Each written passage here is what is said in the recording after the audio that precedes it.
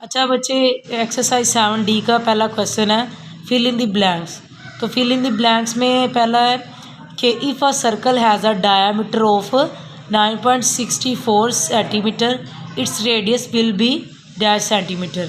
तो यानी कि इस के अंदर आपको पास डायामीटर की वैल्यू गिवन है तो रेडियस की वैल्यू अननोन है। तो बच्चे डायामीटर आपके पास गिवन है और रेडियस अननोन है। तो डायामीटर का जैसे कि मैंने पहले बताया था, डायामीटर क्या होता है, डायामीटर बराबर होता है 2r के। तो बच्चे हमने जब भी दरमियान में इक्वल का साइन होता है ना, तो उसके दूसरी साइड पे दो नंबर आपस में मल्टीप्लाई हो रहे हों, तो उन दो आपस में मल्टीप्लाई हो रहे हों तो इधर आके वो नंबर डिवाइड हो सकता है। ठीक है, तो देखिए ज़रा, यहाँ पे 2 इधर मल्टीप्लाई हो रहा है r से, तो इधर आकर डिवाइड हो गया। तो यहाँ पर मैं अब क्या करूँगी, d की वैल्यू लिखूँगी और divided by 2 is equal to r। ठीक है, तो अब रफ वर्किंग में देखें ज़रा, आपके पास 9.64 को मैंने अंदर रखा, 2 पे डिवाइड किया, तो 2 4 ज़ा 8, 9 में से 8 माइनस किया तो आंसर आया 1। तो इसी तरह पॉइंट ऊपर शिफ्ट हो गया, 64 नीचे आ गया। तो 2 का टेबल पढ़े ज़रा, 16 आ जाए तो क्या आता है, 2 8 ज़ा 16। ठीक है बच्चे, तो ये वाला जो नंबर होता है ना, इसे आप लोगों ने ऊपर लिखना होता है। ठीक है, और ये जो आपके पास ये टेबल होता है जो आप पहले ऑलरेडी पढ़ रहे होते हैं, ये जो 8 आपके पास आया है उसे आप लोगों ने ऊपर लिखना है। ठीक है, क्वेश्चन में लिखना करना है, और ये आपके पास नीचे आया करेगा। ठीक है, ये वाला इक्वल है। तो अब हमने 2 का टेबल पढ़ा, 2 8 ज़ा 16, तो हमने क्या लिख दिया, 8 लिख दिया। ठीक है बच्चे, 16 में से 16 माइनस किया तो 0 आ गया। क्लियर है, तो 4 नीचे आ गया।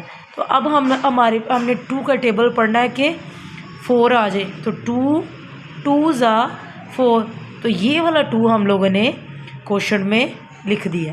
क्लियर है, तो ये आपका आंसर आ गया 4.82 सेंटीमीटर। ये रेडियस हमने जो फाइंड आउट कर लिया। इसी तरह बच्चे इसका नेक्स्ट MCQs है, if the radius of a circle equals 5.8 meter it's diameter is dash meter. अब इस MCQs के अंदर radius of the circle equal क्या है, 5 में, यानी कि रेडियस इसका गिवन है और डायामीटर अननोन है। तो हमें पता है कि डायामीटर बराबर होता है 2r के, ये ऑलरेडी मैं बता चुकी हूँ। तो बच्चे r की जगह r की वैल्यू लिख दी। अब कोई नंबर आपस में मल्टीप्लाई हो रहा हो ना, तो हम उसकी जगह मल्टीप्लाई का साइन भी लगा सकते हैं और ब्रैकेट का साइन भी लगा सकते हैं। 2 को 5.8 मीटर से क्या किया, मल्टीप्लाई किया, 5.8 ऊपर लिखा, 2 नीचे रखा, मल्टीप्लाई किया, 2 8 ज़ा 16, तो 16 है। तो 16 का ये वाला जो नंबर होता है वो नीचे लिखा। ठीक है, तो इधर वाले नंबर को कैरी दे दिया। क्लियर है, ठीक है। तो अब 2 का टेबल पढ़े कि 5 तक 2 का टेबल पढ़े, 2 5 ज़ा 10, 10 में 1 ऐड किया 11। क्लियर है। अच्छा बच्चों को पता नहीं चल रहा होता पॉइंट लगाना कैसे है। तो जब आपके पास किसी एक नंबर के अंदर पॉइंट हो, दूसरे वाले नंबर में नहीं है, यानी कि 5.8 है और 2 के साथ कोई पॉइंट नहीं है, तो फिर आपने जिस एक वाले के अंदर पॉइंट होगा उसके राइट इधर वाली साइड के पॉइंट के इधर वाली साइड पर सारे डिजिट्स काउंट कर लेने। जितने डिजिट्स होंगे आंसर में भी उतने इधर वाली साइड से डिजिट्स छोड़कर आपने लिख देना है। तो देखिए ज़रा, पॉइंट के बाद एक डिजिट है तो आपने इधर भी एक डिजिट छोड़कर पॉइंट लगा दिया। क्लियर है, तो फिर ये आपका आंसर आ जाएगा 11.6 मीटर। इसी तरह बच्चे अगला इसका MCQs है, a quarter circle is also known as a quadrant. Quadrant का जैसे मैंने कॉन्सेप्ट बताया कि एक सर्कल के 4 हिस्से होते हैं। ठीक है, तो 4 हिस्से होते हैं, एक एक हिस्से को क्वाड्रेंट कहते हैं।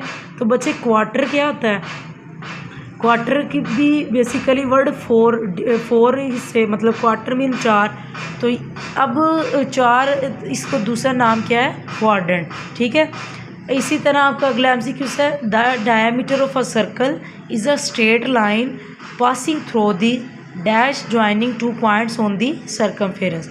अब कहा गया है कि जो डायमीटर ऑफ द सर्कल होता है, जो वो क्या उसकी स्ट्रेट लाइन, डायमीटर की स्ट्रेट लाइन कहाँ से पास करती है। ठीक है, और जाकर सर्कमफेरेंस को टच करती है। ये बात मैंने आपको बताई थी पहले कि diameter of the circle is a straight line passing through the dash joining 2 points on the circumference. तो वो क्या होगा, सेंटर से पास करके फिर सर्कल की सर्कमफेरेंस को टच करती है।